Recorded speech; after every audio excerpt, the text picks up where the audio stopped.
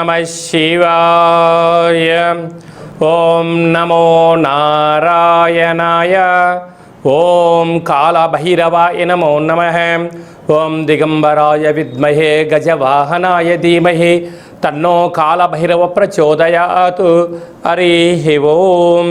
మా ఛానల్కి స్వాగతం. చూస్తున్న వీక్షకులకు ప్రేక్షకులకు ప్రియ కాళభైరవ భగవద్బంధుకి స్వాగతం పలుకుతూ మమ్మల్ని ఎంతగానో ఆదరిస్తూ ఉండబడినటువంటి ప్రియ సోదర సోదరీమణులకు, జ్యోతిష్య అభిమానులకు, సనాతన ధర్మ సంరక్షకులు అందరికీ కూడా ఆదివారం అమావాస్య సందర్భంగా, మిగులు సోమవతి అమావాస్య సందర్భంగా ఎలాంటి విధి విధానం పాటించాలి, అఖండమైనటువంటి అష్టకష్టాలకు స్వస్తి పలుకుతూ 8 సంవత్సరాల తర్వాత అధిక జ్యేష్ఠమాస అమావాస్య సందర్భంగా ఎలాంటి విధి విధానం పాటించడం వలన రాజయోగం కలిగి నరదృష్టిని, శత్రు ప్రభావాలను ఎలా తొలగించుకోవాలో సవివరంగా సంపూర్ణంగా తెలుసుకుందాం.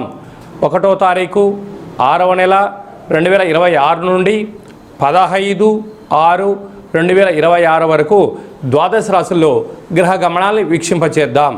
విశేషంగా కుజభగవానుడు మేషరాశిలో స్వక్షేత్ర సంచార స్థితి, వృషభ రాశిలో రవి సంచార స్థితి, మిథున రాశిలో త్రిగ్రహ సంచార స్థితి, బుధ భగవానుడు స్వక్షేత్రకారకుడు, అక్కడే చివరి రోజు అయినటువంటి దేవగురు బృహస్పతి సంచార స్థితి, 2వ తారీఖు నుంచి కర్కాటక రాశిలోకి ఉచ్చ స్థితిలో సంచార స్థితి జరగబోతుంది. మరియు అక్కడే శుక్ర సంచార స్థితి, సింహరాశిలో కేతు సంచార స్థితి, కుంభరాశిలో రాహు సంచార స్థితి, మీనరాశిలో శని భగవానుని సంచార స్థితితో ద్వాదశ రాశుల్లో గ్రహ గమనాలు ఈ విధంగా ఉన్నాయి. మేషరాశి వారికి ఎన్నడూ లేనటువంటి విధంగా రాశిలోనే కుజభగవానుడు ఉచ్చ స్థితిలో యమునా నది పుష్కర సందర్భంగా గురువు యొక్క ఆశీస్సుల వలన ఒకవైపు ఏలనాటి శని దోషం ఉండినను అద్భుతమైన యోగం అని చెప్పి గమనించాలి. మేషరాశిలో ఏ నక్షత్రాలు వస్తాయనగా అశ్విని నక్షత్రంలోని 4 పాదాలు, భరణి నక్షత్రంలో 4 పాదాలు, కృతికా నక్షత్రంలో 1 పాదం కలిపితే మేషరాశి. 8 సంవత్సరాల తర్వాత మేషరాశిలో కుజభగవానుడు స్వక్షేత్రకంగా ఉండడము, ధనావాకు కుటుంబ స్థానంలో రవి సంచార స్థితి, మాతాపితృ స్థానంలో బుధుడు స్వక్షేత్రకారకుడు మరియు విశేషంగా శుక్ర సంచార స్థితి అక్కడ ఉండడము, అంటే 2 గ్రహాలు స్వక్షేత్ర స్థితిలో ఉన్నప్పుడు ఏలనాటి శని ఉండినను అర్ధాష్టమ గురువు ఉచ్చస్థితిలో ఉండడం వలన వీరికి పట్టిందల్లా బంగారం అవుతుంది. విద్య, ఉద్యోగ, వ్యాపార, సేవారంగ కార్యక్రమాలలో ఒడిదుడుకులు ఉండినను ఓపికగా ఉండండి. పట్టుదల, సహనమే విజయానికి తొలిమెట్లుగా భావించండి. విశేషంగా శత్రువులను పెంచుకోవద్దు. దూరవాయు జల ప్రయాణాలు చేసేటప్పుడు అనేక రకాల ఆటంకాలు పొంచి ఉన్నాయి కనుక సమయం, సమయస్ఫూర్తి, వినయ విధేయతలతో జీవితాన్ని ముందుకు తీసుకెళ్ళగలగాలి అని చెప్పి జ్యోతిర్విజ్ఞానం తెలియజేస్తుంది. వ్యయంలో శని భగవాను సంచార స్థితి ఉండడం వలన అనవసరమైనటువంటి చర్చలకు, అపహాస్యము, వేలాప్రాలకు ఇది సరైన సమయం కాదు అని చెప్పి గమనించాలి. అనేక మంది శత్రువులు పొంచి ఉన్నారు కనుక ఇలాంటి కాల సమయంలో ఈ ఆదివారం అమావాస్య సందర్భంగా తప్పకుండా మీరు ఇంట్లో కూష్మాణ దీపాన్ని వెలిగించండి. అలాగే నిమ్మకాయ దీపాన్ని దిష్టి తీసి బయట పడేయగలిగినట్లయితే సకల శని దృష్టి, గ్రహ దృష్టి తొలగిపోయి ఐశ్వర్యము మేషరాశి వారి సొంతమవుతుందని చెప్పి గమనించాలి. జూన్ నెలలో ప్రథమార్థంలో ముఖ్యమైన పండుగల గురించి క్లుప్తంగా, సవివరంగా, సంపూర్ణంగా తెలుసుకుందాం. 2వ తారీఖున దేవగురు బృహస్పతి కర్కాటక రాశిలోకి ఉచ్చ స్థితిలో సంచార స్థితి జరగబోతుంది. ఈ విధంగా మనకు యమునా నది పుష్కర స్నానము చేయడము ఆవశ్యకత. గతించిన తాత ముత్తాతలకు, గతించిన వారందరికీ కూడా అక్కడ పిండ ప్రధాన కార్యక్రమాలు చేయడం వలన మన వంశము ఆచంద్రార్కం వరకు అభివృద్ధి చెందుతుంది. ఈ పుష్కర స్నానము చేయడము, పెద్దవారి యొక్క ఆశీస్సులు మనకు శ్రీరామ రక్ష అని చెప్పి గమనించాలి. మనము యమునా నది తీరంలో ద్వారకా క్షేత్రంలో ఈ యొక్క పుష్కర మహోత్సవ సందర్భంగా మనం ఈ కార్యక్రమాలు ఏర్పాటు చేస్తున్నాం. వెళ్ళలేనటువంటి వారు ఈ కింద నెంబర్ సంప్రదించి ఎవరి గోత్రనామంలో అయితే అక్కడ కార్యక్రమాలు చేయించాలో వాట్సాప్లో పంపించగలిగినట్లయితే అక్కడి నుంచి మీకు వీడియో కాల్ ద్వారా ప్రత్యక్ష పూజా కార్యక్రమం చేయించి మీకు ఆ యమునా నది పుష్కర జలాన్ని అందజేయడం జరుగుతుందని చెప్పి గమనించాలి. అలాగనే మనకు విశేషంగా 8వ తారీఖున కాళాష్టమి, 8 సంవత్సరాల తర్వాత అధిక జ్యేష్ఠ మాసంలో బహుళపక్షంలో అష్టమిని కాలాష్టమి అంటారు. కనుక కాలాన్ని జయింపజేసే శక్తి కాలభైరవుడికి ఉంటుంది. కాలభైరవుడి యొక్క స్మరణ ధ్యానము ఉత్తమమైనటువంటి జీవితానికి స్వాగతం పలకవచ్చు అని చెప్పి గమనించాలి.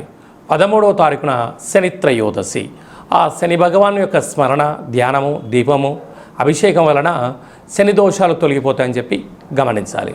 14వ తారీఖున విశేషంగా ఎన్నడూ లేనటువంటి విధంగా 8 సంవత్సరాల తర్వాత అధిక జ్యేష్ఠమాస బహుళపక్ష అమావాస్య ఆదివారం. అలాగనే మిగులు 15వ తారీఖున సోమవతి అమావాస్య.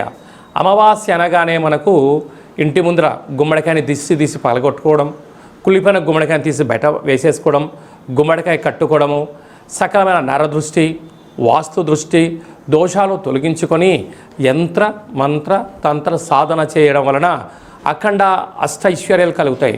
ఇది అధిక జ్యేష్ఠ మాసం విశేషంగా ఆదివారం అమావాస్య సందర్భంగా మనము ఏ చిన్న ఆవగింజంత పూజా కార్యక్రమాలు చేసినా గుమ్మడికాయంత ఫలితం కలుగుతుందని చెప్పి గమనించాలి. కనుక ఈ కింది నెంబర్ని సంప్రదించినట్లయితే ఎవరెవరు ఎలాంటి పూజా కార్యక్రమాలు చేసుకోవాలి, గ్రహదోషాన్ని నరదృష్టిని భూత ప్రేత పిచాచ బ్రహ్మణ యక్షర యమదూత సకల గ్రహదోషాన్ని తొలగించుకోవాలి, తంత్ర ప్రయోగాల నుంచి తాంత్రిక ప్రయోగాల నుంచి ఎలా బయటపడాలో ఆధ్యాత్మిక సలహాలు సూచనలు ఇవ్వడం జరుగుతుందని చెప్పి గమనించాలి. అలాగే మీ వ్యక్తిగత జాతకం తెలుసుకోవాలనుకుంటున్నారా? మీ యొక్క పేరు, పుట్టినటువంటి తేదీ, నెల, సంవత్సరం, పుట్టిన సమయం రాసి వాట్సాప్లో పంపించగలరు. 100 సంవత్సరాల జాతకాన్ని రాసి పంపించి మీరు పుట్టినప్పుడు గ్రహ గమనాలు ఎలా ఉన్నాయి, ప్రస్తుత కాలం ఎలా ఉంటున్నాయి, భవిష్యత్తులో ఎలా ఉండబోతున్నాయో సవివరంగా సంపూర్ణంగా తెలియజేయడం జరుగుతుందని చెప్పి గమనించాలి. డేట్ ఆఫ్ బర్త్లు లేనటువంటి వారికి పేరు యొక్క మొదటి అక్షరాన్ని అనుసరిస్తూ రాసే స్థితిగతులు తెలియచేస్తూ రమణ శాస్త్రం ద్వారా అనగా గవళ ద్వారా భూత భవిష్యత్ వర్తమానాన్ని తెలియజేయడం జరుగుతుంది. ఈ కింది నెంబర్ని అపాయింట్మెంట్ తీసుకొని సంప్రదించగలరు. జాతకాన్ని తెలుసుకుందాం, జీవితంలో రాబోయే అదృష్టాన్ని తెలుసుకుందాం, దురదృష్టాన్ని దూరం చేసుకునే మానవ ప్రయత్నం చేద్దామని చెప్పి గమనించాలి. అందరికీ ఆదివారం అమావాస్య సోమవతి అమావాస్య ఆశీస్సులు పుష్కర భగవాన్ యొక్క ఆశీర్వాదాలను కోరుకుంటూ మనసారా ఆశీర్వచనం. శతమానం భవతి శతాయు పురుష సతేంద్రియ ఆయుష్యేవేంద్రియే ప్రతిష్టతి ధనం ధాన్యం బహుపుత్రలాభం శత సంవత్సరం దీర్ఘమాయు సర్వే జనా సుఖినో భవంతు లోకా సమస్తా సుఖినో భవంతు సర్వం కాళభైరవ దేవతార్పణమస్తు. హరి ఓం. ఈ వీడియో మీకు నచ్చినట్టయితే లైక్ చేయండి, షేర్ చేయండి, మా ఛానల్ని సబ్స్క్రైబ్ చేసుకోండి. అందరికన్నా ఆధ్యాత్మికమైన వీడియోలు మీరు ముందుగా చూడాలి అన్నట్టయితే ఆల్ అనే బటన్ని ప్రెస్ చేసి గంట సింబల్ ప్రెస్ చేసి ఆధ్యాత్మిక భక్తి సమాచారాన్ని భగవద్బంధులకు మిత్రులకు చేరవేసి హిందూ ధర్మాన్ని కాపాడండి.